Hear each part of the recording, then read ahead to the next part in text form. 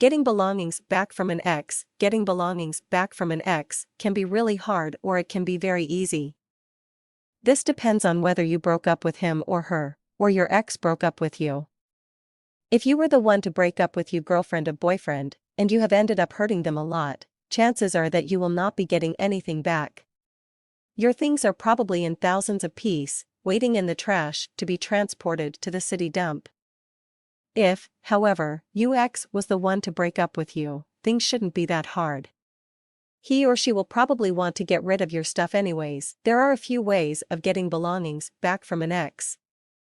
The first one is to go over and get your stuff yourself. Now you can either call before you go to get them or you can arrive unannounced.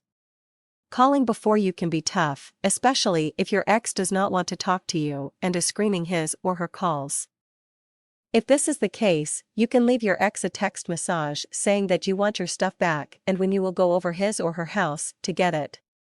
If there is something that you really want back, make sure that you include in the text message. Doing that may turn out to be the wrong move, because if your ex finds out how much you care about something, he or she may break it to pieces just to make you angry.